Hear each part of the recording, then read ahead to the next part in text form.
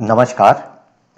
आज हम जानेंगे कि कैसे लग्न चार्ट का यूज़ करके यानी कि D1 का यूज़ करके हम विवाह की समय यानी कि मैरिज टाइमिंग के बारे में जान सकते हैं। पहली चीज़ ये बताना चाहूँगा कि ये जो पहला स्टेप होगा ये उन लोगों के लिए है जो बहुत ज़्यादा डीप स्टडी एक चार्ट का नहीं करना चाहते, अपना 5 से 7 मिनट का समय देके जो बस ये जानना चाहते हैं कि टेंटेटिव मैरिज का टाइमिंग कब होना चाहिए। फर्स्ट स्टेप उन लोगों के लिए होगा। उसके बाद के जो स्टेप हैं वो उन लोगों के लिए है जो डीप स्टडी करना चाहते हैं और लर्निंग सीखना चाहते हैं बहुत गहराई में जाके। दूसरी बात यह है कि आज हम इस वीडियो को सेपरेटली रिकॉर्ड कर रहे हैं। उसका रीज़न ये है कि पहले हमने D9 चार्ट पढ़ रखा है। हालांकि आज के सेशन का D9 से कोई संबंध नहीं है, लेकिन D9 को हम मैरिज के लिए यूज़ करते हैं और आज का सेशन भी मैरिज टाइमिंग के लिए एक अच्छा टूल है। इसीलिए इसी सीरीज़ में हमने इसको भी ऐड कर दिया है। तो अभी शुरू करते हैं, अपने पहले स्टेप में देख लेते हैं क्या होता है। बहुत आसान स्टेप है। आपके सामने एक लग्न कुंडली है और इसमें हमने केवल 2 ही प्लैनेट मेंशन किए हैं, क्योंकि मुझे और किसी प्लैनेट की ज़रूरत है ही नहीं यहाँ पे। तो आप समझ सकते हैं कि बहुत आसान है। 2 प्लैनेट कौन से हैं मेरे? एक मुझे जुपिटर चाहिए, गुरु चाहिए, और एक मुझे वीनस यानी कि शुक्र ग्रह चाहिए। आपको चार्ट में देखना है इनकी पोजीशन कहाँ है। अब कुछ बेसिक समझ लीजिए। वीनस कुंडली में कहाँ है बस वो ध्यान रखना है, मतलब कि लग्न चार्ट में इसकी प्लेसमेंट कहाँ होगी। ठीक है।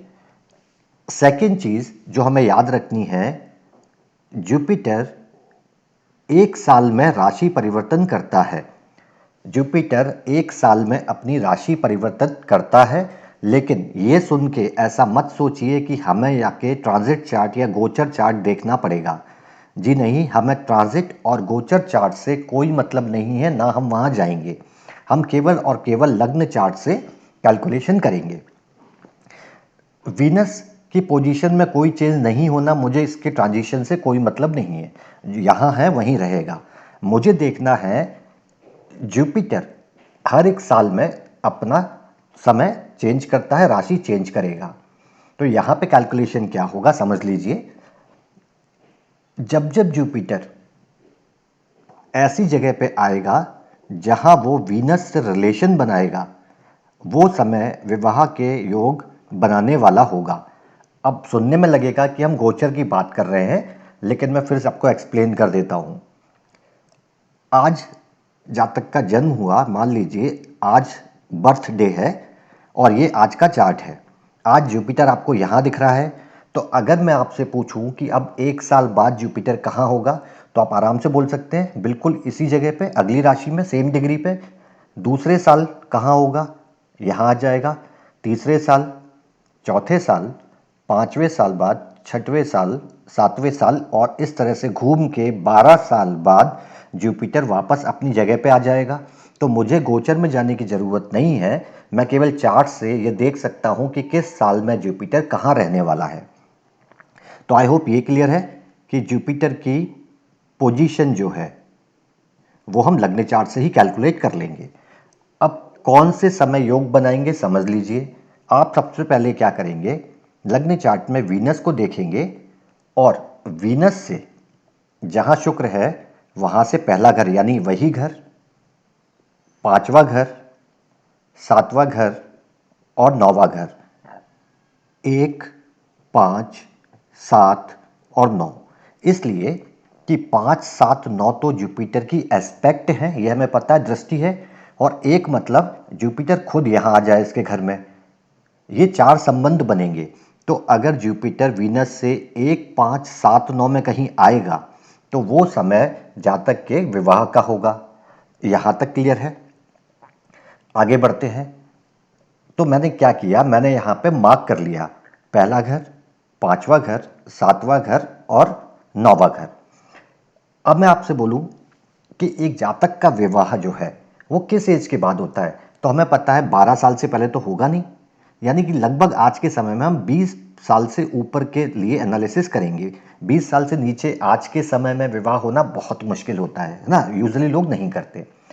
तो अगर मैं आपको बोलूं कि हम एनालिसिस कहाँ से शुरू करेंगे, तो कुंडली में चार्ट में जहां भी जुपिटर है वहां से 9th हाउस पे चले जाइए। क्यों? क्योंकि यहाँ पे जातक के 20 साल पूरे हो जाएंगे, मतलब जुपिटर एक साल यहाँ, दूसरा यहाँ, और ऐसे करके वापस 12 साल में जुपिटर यहाँ आ जाएगा, 12 ईयर।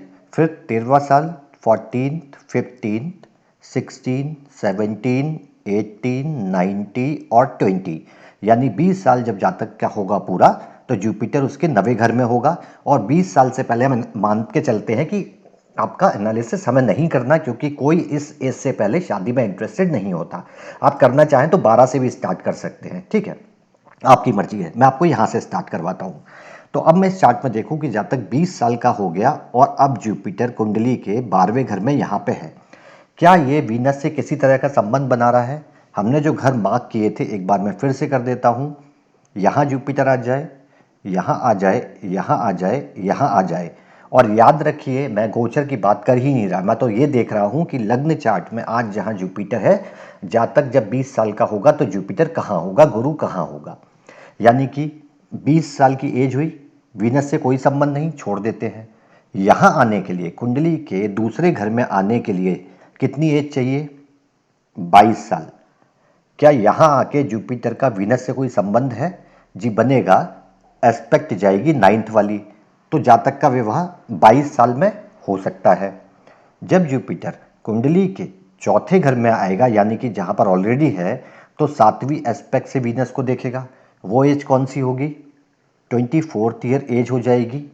उसके बाद अगला, इस घर में जुपिटर को आने में 2 साल और लगेंगे, यानी 26 साल की एज में जातक का विवाह हो जाएगा। और उसके बाद अगर हम इस घर की बात करें, कुंडली के 10वें घर की, तो 27, 28, 29 और 30, यानी कि 30वें साल में या 30 साल के आसपास लगभग जातक के विवाह की संभावनाएं बनने वाली हैं। आई होप ये क्लियर होगा। वीनस जहां भी है वहां से हमें 1, 5, 7, 9 घर मार्क कर लेने हैं और 20 साल के बाद लगभग हम एनालिसिस शुरू करेंगे। आप चाहे तो पहले भी कर सकते हैं, डिपेंडिंग अपॉन दी केस। तो जुपिटर इन कहीं घरों में आएगा तो वहां आप मैरिज से रिलेटेड टाइमिंग एनालाइज कर सकते हैं। कुछ एग्जाम्पल देखते हैं ताकि और क्लैरिटी हमें आ जाएगी। एक चार्ट है मेरे सामने, आप देखेंगे कुंडली के 6वें घर में आपको जुपिटर दिखाई देगा और 9वें घर में आपको वीनस यानी शुक्र दिखाई देगा। अब अगर आपको मार्क करना है कि कौन कौन से घरों को हमें मार्क करना है, तो हम करेंगे जहां वीनस से वहां, ठीक है, वीनस से 5वां घर, वीनस से 7वां घर और वीनस से 9th हाउस। 1, 5, 7, 9 हमने ये घर मार्क कर लिए। जुपिटर यहाँ आएगा तो मैरिज दे सकता है। चलिए देखते हैं जातक की विवाह किस उम्र में होना चाहिए। तो 12 साल तक तो होना नहीं है, क्योंकि 12 साल की एज बहुत कम होती है। 12 साल बाद जुपिटर खुद अपनी जगह पे यानी 6th हाउस में वापस आ जाएगा। यहाँ से आगे बढ़ेंगे और मैंने आपको बोला कि 20 साल से ऊपर के एनालिसिस हम करेंगे। तो 20 साल मतलब जुपिटर से 9वां घर, यानी कि आपका ये हाउस कुंडली का 2nd हाउस। यहाँ पे जातक के 20 साल पूरे हो गए और जुपिटर आपका कुंडली के दूसरे घर में है। इसके बाद ये आएगा कुंडली के तीसरे घर में। हाँ, इससे पहले एक चीज, जब जुपिटर जातक 20 साल का है, उसके बाद जैसे ही जुपिटर कुंडली के तीसरे घर में आएगा तो एज होगी 21 साल और उस समय इसका संबंध आपको वीनस से बनता दिखेगा 7th एस्पेक्ट के साथ में। नेटल पोजीशन, लग्न में वीनस की पोजीशन की बात करेंगे, गुरु के गोचर यानी कि गुरु के ट्रांजिशन की बात करेंगे लग्न चार्ट के और एज के हिसाब से। तो 21 साल का होगा जातक तो शादी या विवाह के योग बन जाएंगे। पूरा क्लियर कर दे रहा हूं मैं एक बार। अभी हम कौन से घर में हैं? तीसरे घर में है। जुपिटर तीसरे हाउस में आ चुका है। इसके बाद जुपिटर आपको कहाँ चाहिए? हमने जो हाउस मार्क किए, तो 9वां घर कौन सा है? ये 7वां हो गया, 9th हाउस। 21 साल की एज हमें विवाह दे सकती है, 23 साल की एज आपको विवाह दे सकती है, क्योंकि जुपिटर 24 साल में वापस अपनी जगह पे आ जाएगा और 23वें साल में यहाँ रहेगा और यहाँ से 5वीं एस्पेक्ट वीनस पे डालेगा। तो आपको 23 साल मिलता है। उसके बाद आपको आगे बढ़ेंगे, वीनस के पास पहुँच जाए यानी 24 साल, फिर यहाँ 25 साल, यहाँ 26 साल और यहाँ 27 साल। यानी कि आपको 3 एज फैक्टर यहाँ मिल रहे हैं। इसके आगे भी सो ऑन मिलते जाएंगे, यानी जातक का विवाह 21 साल में हो सकता है, 23 में हो सकता है और 27 में हो सकता है। देख लेते हैं। चार्ट है सचिन तेंदुलकर जी का। 24 अप्रैल 1973 को इनका जन्म हुआ। 24 मई 1995 यानी कि जीवन के 23वें साल में इनका विवाह हो गया। एग्जैक्ट सिचुएशन, जुपिटर हमारा यहाँ आता है जो लाइफ का 23वां साल कंप्लीट करता है, 23वें साल में है, और वहाँ से 5वीं एस्पेक्ट वीनस पे डालता है। आपको इंडिकेट करेगा कि जीवन के ये साल आपको विवाह दे सकते हैं। अब क्वेश्चन आपका यकीनन ये आएगा कि फिर 21 साल भी आया, 23 साल भी आया, 27 साल भी आया, इसमें हम इन चीज़ों को हटाएंगे कैसे, कैसे रिमूव करना है? तो जैसा मैंने बताया कि पहला स्टेप है उन लोगों के लिए जो टेंटेटिव आइडिया लेना चाहते हैं, ये स्टेप उनके लिए वैल्यूबल है। आगे समझेंगे कि कैसे चीज़ें रिमूव होंगी। और एग्जाम्पल देखते हैं, पहले कंफर्म करते हैं कि ये अप्लाई हर जगह होगा या नहीं होगा। एक चार्ट हमारे पास ये है, यहाँ पे देख लीजिए आप। कुंडली के 9वें घर में आपको जुपिटर दिखाई देगा और दूसरे घर में वीनस। ऑलरेडी इनका दृष्टि संबंध बन रहा है, हालांकि इस बात से कोई फर्क नहीं पड़ना। तो मुझे क्या मार्क करना है? वीनस से पहला घर, वीनस से 5वां घर, वीनस से 7वां घर और वीनस से 9वां घर। यहाँ जब जब जुपिटर आएगा विवाह दे पाएगा। तो हमने क्या सीखा कि 20 साल से ऊपर का कैलकुलेशन हम करते हैं। तो 20वें साल में जुपिटर कहाँ होगा? अपने से नवम में, यानी कि यहाँ से 9th हाउस कौन सा है? ये 20 साल हो गए जातक को और जुपिटर यहाँ पे है। यहाँ से क्या वीनस का कोई संबंध बन रहा है? नहीं बनेगा, क्योंकि ये वीनस से 3rd हाउस में है। आगे बढ़ते हैं। हमने कौन सा हाउस मार्क किया है? कुंडली का 7वां घर हमने मार्क किया है जहां जुपिटर आएगा। तो जुपिटर वहां आने के लिए कितनी एज हो जाएगी? अभी जातक की एज 20 साल है, जुपिटर कुंडली के 5वें घर में है। तो यहाँ आएगा 6ठे घर में तो 21 साल का हो जाएगा, यहाँ आएगा तो 22 साल का हो जाएगा। ठीक है, यानी कि आपको 22 साल मैरिज की एज मिल सकती है। उसके बाद 22 के बाद आपको जुपिटर जब 9वें हाउस में आएगा, 9th हाउस में आएगा, तो एज हो जाएगी 24 साल की एज मिल सकती है। फिर जब कुंडली के 11वें घर में आएगा तो एज जातक की होगी 26 साल। और इसके बाद जुपिटर को कहाँ आना है? 5वें घर में हो गया, 7वें घर में हो गया, 9वें घर में हो गया। अब जुपिटर को यहाँ से आना है वीनस के अपने घर में, यानी कि यहाँ तक 27 है, यानी यहाँ 28 हो जाएगा। 26 था, 27 हो जाएगा, 28 हो जाएगा, 29 हो जाएगा और ये 30, यानी इस जातक की विवाह लगभग 30वें साल 30th ईयर में भी आपको ऑप्शन मिल जाएगा।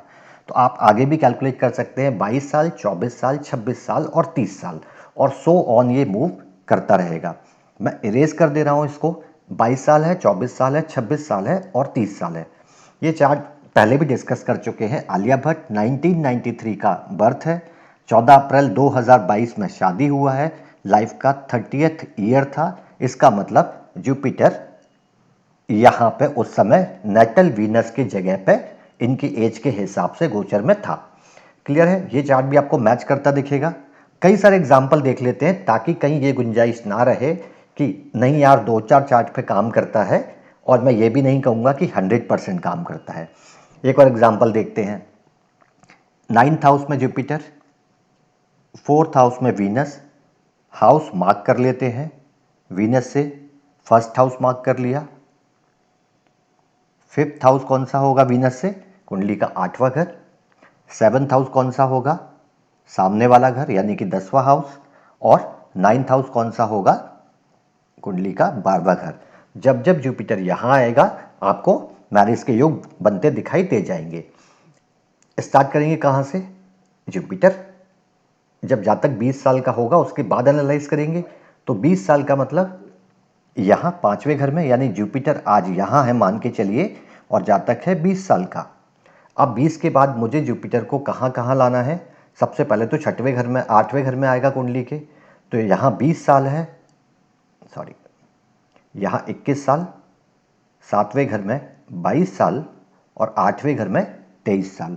तो जब जातक 23 साल का होगा तो ये जुपिटर मैरिज दे पाएगा, ठीक है। उसके बाद 2 साल आगे और, यानी कि जब जातक 25 साल का होगा तो विवाह दे पाएगा, मैरिज के योग बन जाएंगे।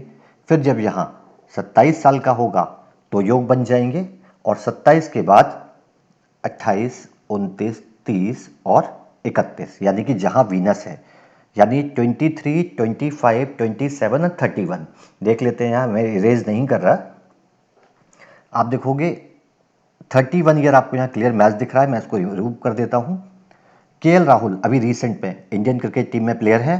18 अप्रैल 1992 को जन्म हुआ है, 23 जनवरी 2023 को शादी हुई है, 31वां साल उनके जीवन का था, जहां आपको इंडिकेट कर रहा है यहाँ पे भी कि जुपिटर जब 31वें साल में वीनस के फर्स्ट हाउस में, यानी कि इसी हाउस में आया, तो यहाँ पे आपको मैरिज के योग बनते दिखाई दे रहे हैं, और एग्जैक्टली उस समय पर शादी हो गई। और एग्जाम्पल देखते हैं ताकि और बेटर चीज़ें समझ में आए। पॉलिटिक्स से भी एक केस लिया है ताकि आप ये ना बोलें कि केवल हॉलीवुड बॉलीवुड पर मैच करता है, ठीक है। अगस्त 1968 में जन्मदिन है, 1995 में शादी होती है, लाइफ का 28 ईयर। अब हमें कैलकुलेशन नहीं करना, बस देखना है 28वें साल में जुपिटर कहाँ होगा। कुंडली के चौथे घर में जुपिटर है, वीनस भी यही है। 24 साल बाद जुपिटर घूम के 2 बार वापस अपनी जगह पे ही आ जाएगा, यानी 24 साल। तो 25वें साल में यहाँ आ जाएगा कुंडली के 5वें घर में, 26 साल में कुंडली के 6ठे घर में, 27 साल में कुंडली के 7वें घर में, और 28 साल में इस जगह पे जुपिटर आएगा। क्या कुंडली के 8वें घर में बैठा जुपिटर वीनस से, नेटल वीनस से कहीं संबंध बनाएगा? तो आप देखेंगे कि जुपिटर की यहाँ से 9th एस्पेक्ट नेटल वीनस पे जाने वाली है। 9th एस्पेक्ट जाएगी कौन से ईयर में गई? 28वें साल में, और इनका विवाह उस समय पे हुआ। आसान है, कितना टाइम लगेगा पूरे कैलकुलेशन में? 2, 3, 4, 5 मिनट मुश्किल से। चलिए, अब क्वेश्चन ये है, एक क्वेश्चन तो हमारा ये आया था कि एक्स्ट्रा जो ईयर आ रहे हैं, किसी का 21 भी आया, 22 भी आया, 24 भी आया, हमने 24 को ले लिया, 21, 22 का क्या करें, एग्जैक्ट कैसे फाइंड आउट करें, उसके लिए थोड़ा सा आगे प्रोसेस करना पड़ेगा। ये केवल बहुत लाइट स्टेप मैं बता रहा हूं ताकि आप बहुत इजीली टेंटिवली काम कर सकें। दूसरा, क्या ये आंसर एग्जैक्ट आएंगे?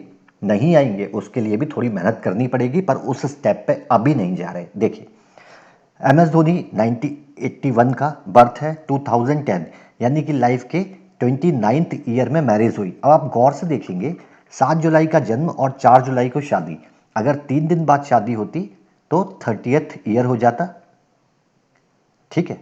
अभी 28 साल कंप्लीट हुए हैं, 29वें साल में शादी हुई, 4 दिन बाद 30 साल में हो जाती। मैं आपको ये नहीं बोल रहा कि मैं जस्टिफाई नहीं कर रहा कि टाइम में अगर वेरिएशन आता है तो ऐसा मान लो कि 4 दिन का फर्क है, जी नहीं। आपको बताऊंगा जब आगे प्रोसेस, तो इनको मॉडिफाई करना बताऊंगा कि कैसे इनको सही प्रेडिक्शन में आप यूज कर सकते हैं, कैसे मैच कराएंगे, क्यों ये डिफरेंस आएगा, उसका भी डिस्कशन आगे करेंगे। चलिए, तो देख लेते हैं जुपिटर कहाँ पे है। फर्स्ट हाउस में बैठा है जुपिटर, ठीक है। वीनस आपको दिखेगा 11th हाउस में, गायब भी कर दिया। चलिए, 29th ईयर, 29 साल में जुपिटर कहाँ होगा? 24 साल में जुपिटर जहाँ है वहीं आ जाएगा, 25वें साल में यहाँ, 26 में यहाँ, 27 में यहाँ, 28 में यहाँ, और 29 में यहाँ। अब गौर से देखिएगा, कुंडली के 6ठे घर में बैठा जुपिटर क्या वीनस से कोई संबंध बना रहा है? जी नहीं बना रहा। कब बनाएगा? या तो ये एक घर पहले हो, यानी 5वें घर में हो, तो 7th एस्पेक्ट डालेगा, ठीक है। यहां से क्लियर करके फिर समझा देता हूं। 29 ईयर में जुपिटर यहां आ रहा है, यहां से वीनस से कोई संबंध नहीं बनाएगा।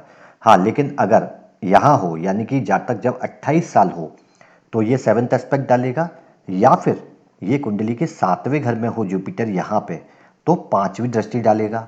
यानी कि शादी कब होनी चाहिए थी? 28 में या 30 में, हो कब गई? 29 में। क्यों आएगा डिफरेंस? अब जस्टिफाई करने के लिए मैं आपको बोल सकता हूं कि ठीक है, मान लो 3 दिन ही तो फर्क है, बाकी तो 30वें साल में हुआ।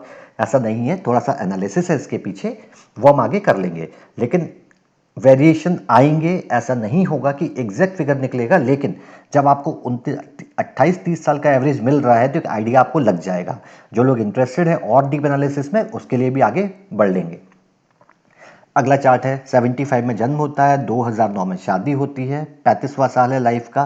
देखते हैं 35वें साल में जुपिटर कहाँ होगा। कुंडली के चौथे घर में आपको जुपिटर दिखाई देगा। 36वें साल में 36 ईयर में जुपिटर अपनी जगह पे ही होगा, तो उससे एक साल पहले यानी कि यहाँ जुपिटर आपको कुंडली के दूसरे घर तीसरे घर में दिखाई देगा। क्या यहाँ बैठ के वीनस से कोई संबंध है? नहीं है। संबंध कब होगा? या तो इधर हो कुंडली के दूसरे घर में तो सेवन्थ एस्पेक्ट डालेगा, और या फिर अपनी नेटल पोजीशन पे ही हो यानी कि कुंडली के चौथे घर में तो पांचवी एस्पेक्ट वीनस पर डालेगा।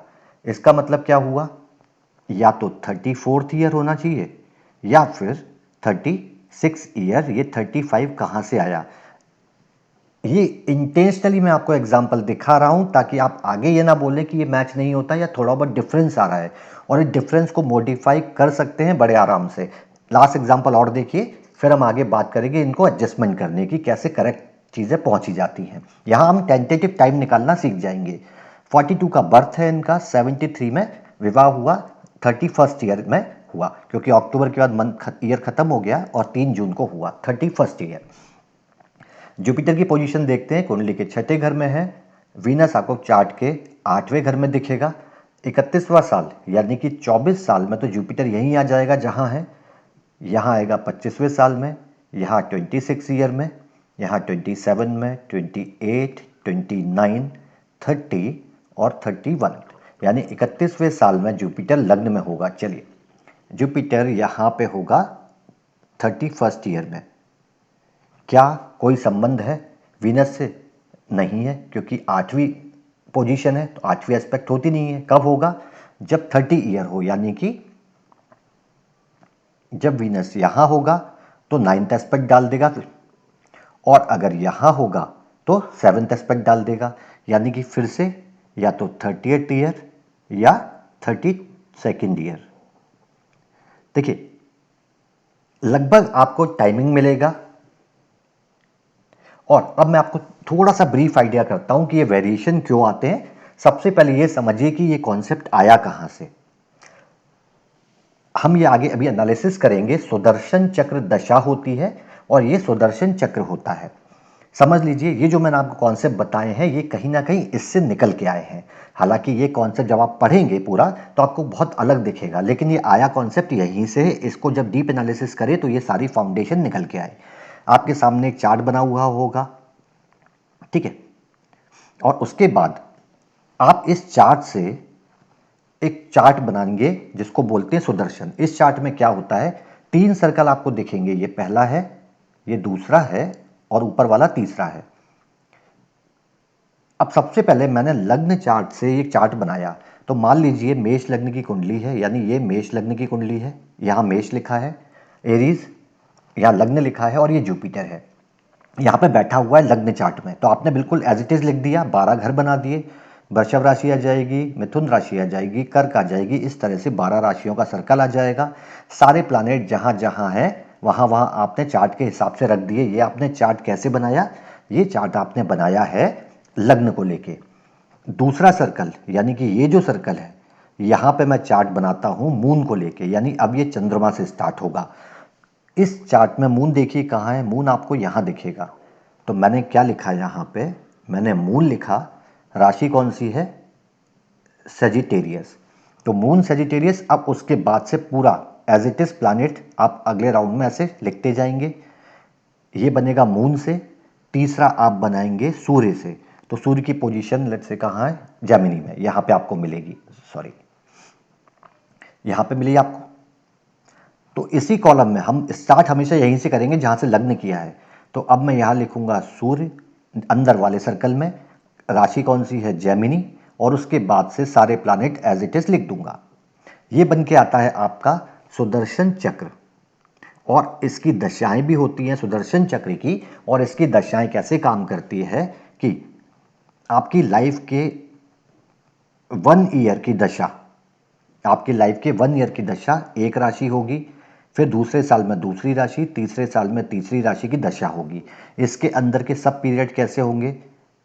मंथली होंगे, तो 12 महीने होंगे और हर मंथ की एक एक राशि अंतरदशा हो जाएगी और फिर उसके अंदर इस तरह से दशाओं का डिटेल आगे बढ़ जाएगा। ये कॉन्सेप्ट आया यहाँ से, जो हमने कैलकुलेट किया है। अब जो हमारा आंसर 30th ईयर और 32 ईयर आ रहा है, जबकि गोचर या ट्रांजिशन के कैलकुलेशन के हिसाब से विवाह 31st में हुआ, एक्चुअल में 31st में हुआ, हमारे हिसाब से ये आ रहा है। अभी आपको बहुत ब्रीफ इंडिकेशन देता हूं कि ऐसा क्यों हो रहा है, आगे हम डिस्कस करेंगे। जब भाव मध्य की आपने बात की, मैं भाव मध्य की बात यहां नहीं कर रहा, मैं बात कर रहा हूं प्लानेट की एस्पेक्ट की। जुपिटर अगर 28 डिग्री है कहीं और वीनस अगर 7 डिग्री है, तो क्या 28 डिग्री पे बैठा प्लानेट अगर वीनस से 7वें घर में है तो क्या इसके ऊपर एस्पेक्ट डालेगा? आपको यह पता होना चाहिए कि एस्पेक्ट कितने डिग्री की होती है, 30 डिग्री की, 15 डिग्री इस तरफ, 15 डिग्री इस तरफ।